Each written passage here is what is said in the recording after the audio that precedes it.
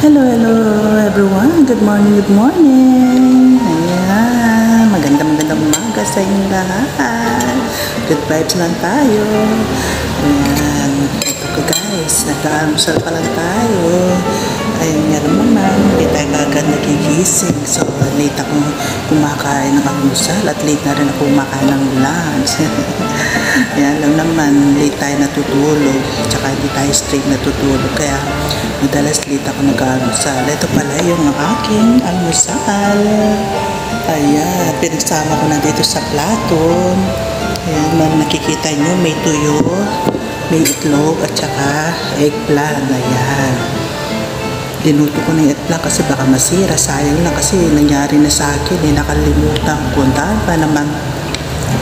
Tapos nung naalala ko, nasira na, sayang. So ngayon yung ginawa ko, yan, pinirito ko, piprito na rin ako ng itlog, piprito na rin ako ng tuyo. So, sinama ko na rin. Isang beses na pagkaluluto, diba? At hindi siya masayang. Siyempre, busy tayo. Minsan, hindi na natin napapansin yung mga bagay na tulad ng mga yan. Pagka hindi, minsan din nasisilipan. Tapos, may nasisira. So, ngayon, kain na tayo, guys. Ayan, meron sa'yo tayo sausawan na vinegar na asin lang. Hindi pa ako nakabili ng chili flakes. Minsan pag nandun ako sa palengke, nakakalimutan. Minsan naisip ko, ano ba yung bibiling ko pa, ganon, ganyan. Pag mag-isip ako, biglang wala sa isip ko talaga. Pagdating ko sa bahay, doon mo maalala, oh, yung palang chili flakes talaga. Sabi ko ganon. So, ayun guys. Kain po tayo. Ayan, sarap diba? Na may tuyo. Diba? Ganda ito almusal talaga. Ito pa naman binili ko tuyo. Masarap siya. Hindi siya masyadong maalat. Hindi katulad ng iba na try ko. Grabe talaga. Sobrang alat. Tapos yung sausapan mo, yung nagigyan ng konting tawag doon, asin. Siyempre, kung alam mo lang maalat siya, di nalalagyan ng asin, diba? Ito kaya linagyan ko naman asin yung aking sausapan kasi meron akong eggplant. May eggplant tayo, so kailangan talagang lagyan para may konting lasa lang. Ganun. Hindi naman masyado. Alam naman, hindi naman maganda yung sobrang nakaya tayo ng maalat, diba? So, iwas-iwas lang. Mahirap na magkasakit. So, dapat ingatan natin ang ating sarili. Natin, healthy tayo parati. Yan, kalusugan, mahalin natin kayo. Ayan. Kain na po tayo, guys. Ayan. Ako kahit ano kasi kakainin ko, ulam o basta prito. Kasi mahilig talaga ako sa prito. Mahilig ako sa prito talaga. Yan, madala lang akong mahilig kumain ng mga may sabaw-sabaw. Kung may sinigang, yung pwede. Pero yung mga talagang sabaw na hindi. Ang hilig ko talaga prito, kahit na pritong basta isda na isda. Gusto ko prito talaga. Yan. Kaya na tayo, guys. Yan, timpla na rin ako ng coffee. Alam na, pampagising. Kasi marami pa tayong gagawin ngayon. Tutuloy ko yung trabaho ko kahapon na hindi ko natapos. Yan. Talagang grabe talaga yung pagod ko kahapon. Kung hindi lang gabi tuloy ko pa rin trabaho. Kaya lang sabi ko, gumagabi na. So, kailangan may pahinga na muna. So, tuloy ko na lang bukas ko. Ngayon, eto, pagtapos ng kumain, pahinga na konti din. Tuloy ko yung mga hindi ko pa natapos na trabaho. Alam naman, tayo lang gagawa nun. Hindi tayo, hindi mo gagawin yun. Mapanguyaan. Diba? Kaya yun. Basta lang dapat pag nagtatrabaho tayo, kahit anong bagay yung ginagawa naglilinis sa bahay, meron pa rin tayong time ng pahinga. Huwag natin yung busuin na dire-diretso kasi pag sumunod ang katawan natin, hirap pa naman, diba? Pag bumigay na talaga, hirap pa naman talaga magpagaling. Kaya dapat halagaan natin kalusugan natin. Ito, kagigising lang. Ito, talagang ano na kasi alam ko marami pa akong gagawin. Punta pa ako sa palengke mamayang hapon. Yan, baka kung makabili na rin ng bulaklak para bukas. Alam mo naman kasi minsan baka bukas wala na masyadong magandang makita, di ba? Yung mga tira-tira ganyan. Dahil marami bumibili, di ba? Siyempre, tsaka hindi lang yun. Ang mahal talaga naman tinda nila pag ganyan pa. So, okay lang naman. Kung may, pero yan ang inaan ko lang, minsan hindi ka naman pamili yung magandang yung flowers na gano'n, diba? Yan, pero punta ko na palengke bukas, siyempre. Wala na rin ng candle. Ewan ko lang kung nang dadali ng ate ko bukas. Pero siyempre, iba rin sa akin. Yan. Para may bulaklak bukas, diba? Ayan. Sa lahat ng pala nanalo, yan. Congratulations! Congratulations sa inyo. Yan. Ang sarap, no? Tuyo, tsaka eggplant. Yummy. Kaya ko tayo, guys.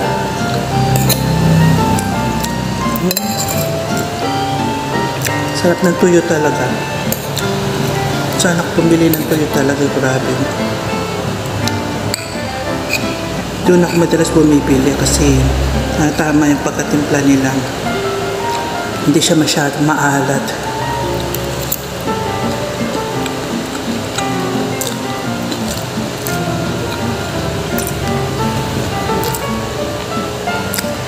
Tingnan, naubos ko nga kagad yung isang tuyo. Naubos ko yung pangalawa na kagad. Hindi pa naman kinuha kasi anong tawag doon? 4 pa naman yung linuto ko. Ay, 5. 5 piraso sa balot. Buti na lang nakakita ko ng tuyo na 5 piso lang.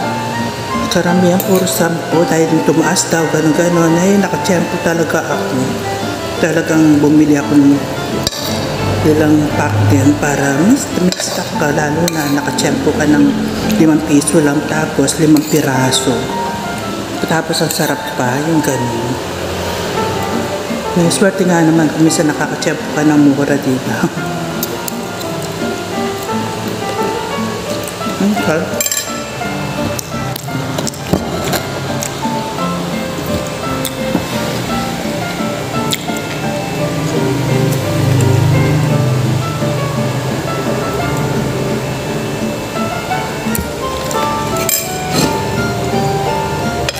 Hindi ako ng 9.5. Buti na lang maaga ako tumayo ngayon. Dati pag yan, pag 9 ng ganyan, doon pa lang ako bababa. Ibig sabihin nun, talagang yung kulang sa tulog. Hindi dahil sa late ako nagising, kala nila ang haba na tulog ko, hindi. Kasi hindi ako nakakatulog ng maayos, hindi straight. Tapos, ano pa tawag doon? Putol-putol pa yung tulog ko, yan. Kaya yun. Kaya ganyan ako nagigising madalas late, ganun guys. Ayan guys, pakain tayo. Yan, tuyo, itlog.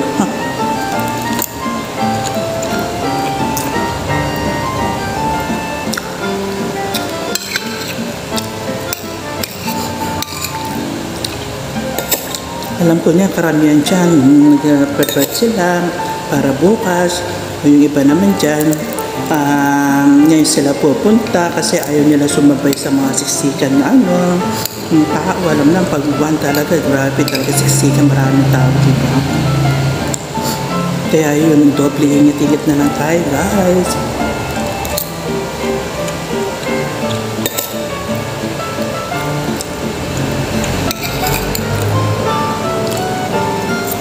Sarap.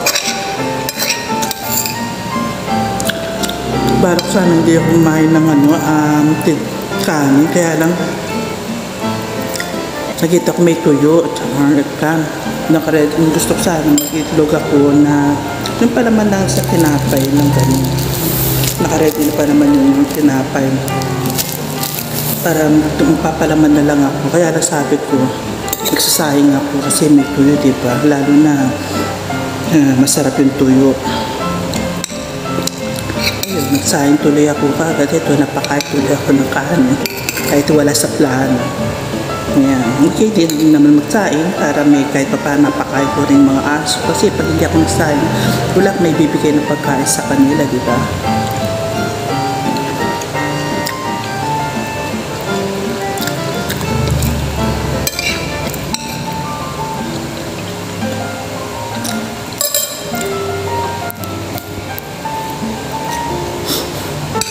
Ayun, ang dami. Naubos ko pa yata ito. Sarap talaga pag may eggplant pa na. Pag nakita ko yung pag ano eh. Talaga nasayang talaga yun. Yung piraso pa naman yun.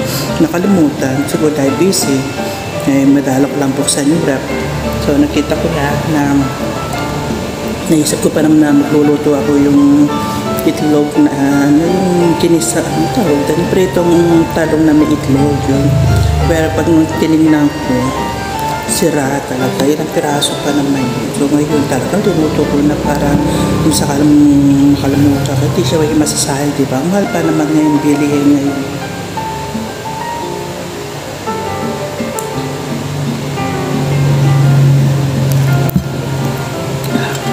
Sarap.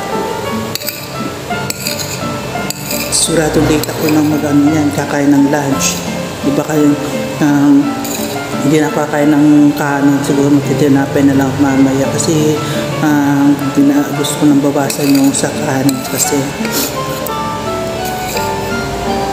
pinabawasan ko naman dyan, kaya kung kakain ako ng isang beses lang sa isang araw.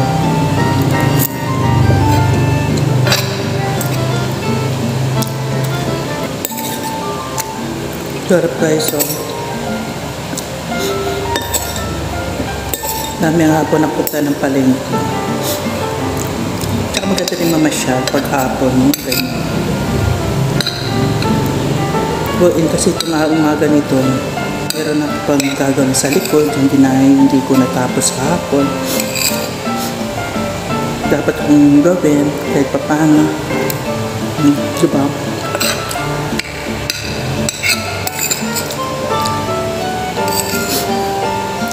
Kain guys, ang sarap po. Yummy.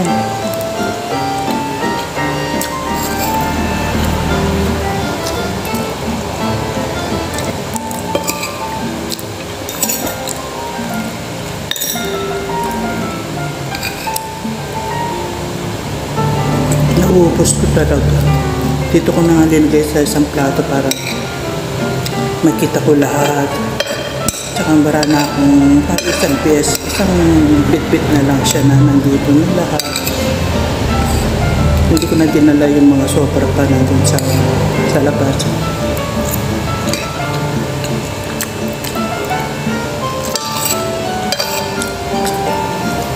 Sarap na tuloy talaga, grabe. Hindi siya magandang tama-tama lang yung plaan niya. Timpla siya, hindi siya yung sobrang mahalat. Kahit na ano ka na vinegar. Kahit hindi naman lagyan ng asin, pwede na rin yun. Magbahala siya. Kaya lang ako naglagay kasi may eggplant kasi ako. Hindi naman talaga ako maglalagay talaga. Kaya lang may eggplant. Kaya naglagay ako. Kunti lang naman. Hindi naman yung marami.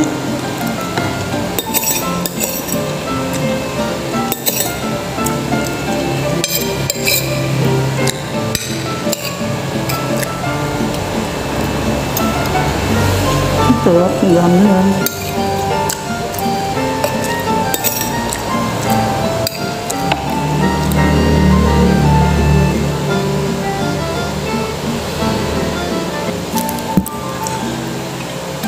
Nauubos ko.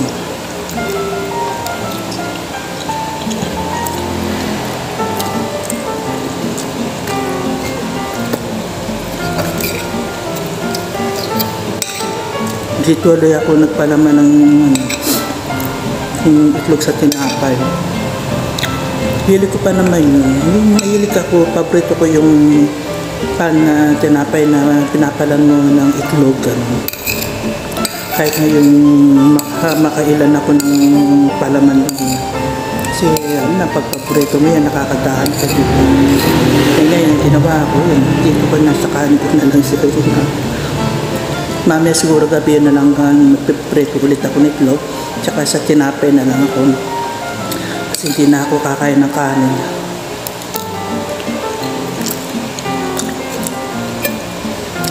Kailangan ko magbawas kasi sa ng kanin. Kasi naramdam ko na tumaba ako. Kailangan magbawas.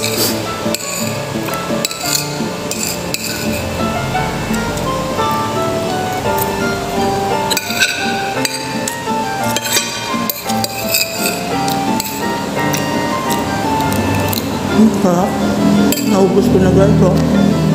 Ito na lang, eggplant na lang. Ito na lang, wala na yung itlog at saka tuyo.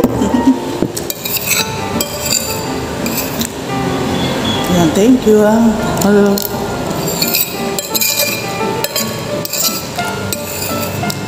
Naubos ko tuloy.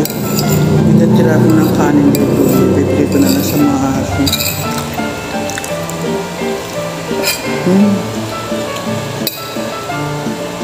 Sarap.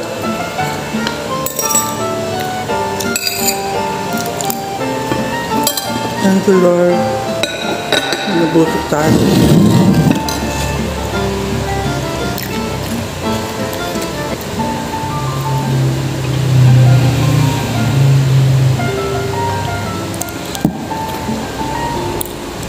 Ayan guys. Salamat sa sinamahan niyo kung kumain ngayon. Thank you so much. Hanggang dito na lang kasi kailangan mo nang magpahinga ng siguro mga 15 minutes. Siyempre, kailangan talaga hindi yung maganda yung gusto ka tapos magtatrabaho ka na kailangan pahinga mo muna. Pwede lang 30 minutes talaga. Siguro 30 minutes kasi dami ko nakain ng kanin. Alis na ubus ko talaga. So magpapahinga ako ng 30 minutes para at least tuloy yung trabaho hindi ko natapos kahapon. Ingay naman, sorry. Diba? Alam na alam mo marami ka nakain, gusto ko na gusto mo, maramdaman ka talaga lang dito. Anyway guys, hanggang dito lang. Thank you so much sa sinamahan nyo kung mag-breakfast ngayon. Kayo rin, ayan, kain po din kayo. Yan, bye. God bless everyone. Bye.